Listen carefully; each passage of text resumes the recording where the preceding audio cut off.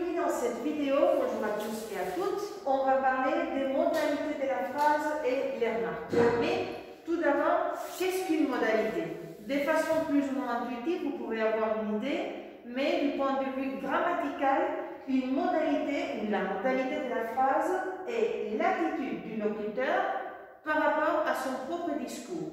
Mais ceci ne veut pas dire l'expression, c'est que l'on ressent au moment de donner un discours, au moment de tenir une conversation, mais sinon que c'est là, du point de vue grammatical, la modalité se traduit à une certaine typologie de la phrase.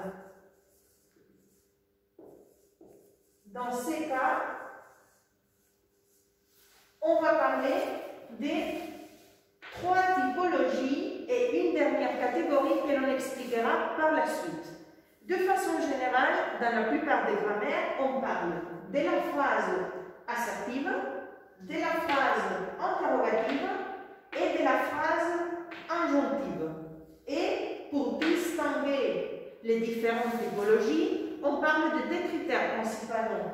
Les critères intonatifs, c'est-à-dire les types d'intonation de la phrase, et les critères de l'ordre sujet, verbe, objet, c'est-à-dire l'ordre canonique de la phrase simple. On va travailler cette classification typologique à partir de trois exemples. Un exemple de phrase assertive.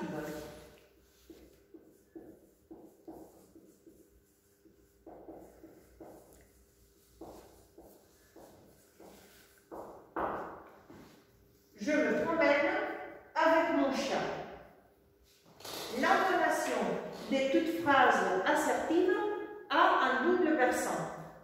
Une première partie de la phrase ascendante, jusqu'à ce que l'on arrive au sommet intonatif de la phrase, normalement, et dans ces cas, après le verbe, et un deuxième versant descendant jusqu'à la fin de la phrase où l'on accomplit les points les plus bas de l'intonation. De façon générale, comme on a vu dans d'autres vidéos, l'ordre des composants de la phrase est sujet, verbe, objet, même si celui-ci peut subir des changements, des transformations et des altérations par des raisons formelles ou stylistiques.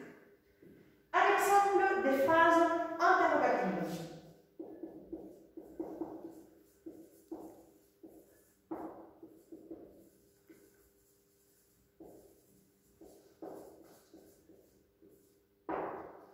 Est-ce que tu viendras avec nous? Dans ces cas, l'intonation est nettement ascendante. Voici le grand critère pour distinguer une phrase interrogative qui, du point de vue orthographique, peut facilement se faire avec le point d'interrogation à la fin de la phrase. Dans ces cas, l'ordre est altéré, non pas dans ces cas, mais dans certains cas de l'interrogation, l'ordre canonique est altéré. Verbe, sujet, objet. Tandis que dans d'autres cas, comme celui-ci, l'ordre n'est pas altéré. Sinon que l'on garde l'ordre canonique, sujet, verbe, objet. Quelle est la raison pour cela? Dans ces cas, c'est l'emploi de cet élément. Est-ce que qui n'oblige pas à faire l'inversion vers le sujet car il est déjà un indice d'une phrase interrogative avec le point d'interrogation final. Et en troisième lieu, la phrase injonctive, par exemple, vas-y, tais-toi ou viens avec nous. Intonation descendante et non pas simplement l'altération de l'ordre canonique, verbe, objet, mais la suppression du sujet de la phrase, car normalement la phrase injonctive est associée à l'impératif où l'on met les sujets. Et qu'est-ce qui arrive avec la phrase exclamative? On ne la considère pas une typologie de la phrase mais vous allez voir dans quelques grammaires qu'elle apparaît comme telle, c'est-à-dire comme une typologie de la phrase.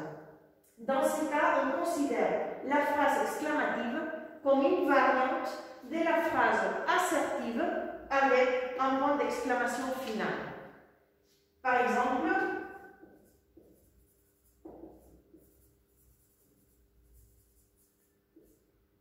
je suis heureux. Vous verrez qu'elle accomplit les deux critères, c'est-à-dire, bon, elle accomplit les deuxième critère, sujet, verbe, objet, avec la différence du point d'exclamation.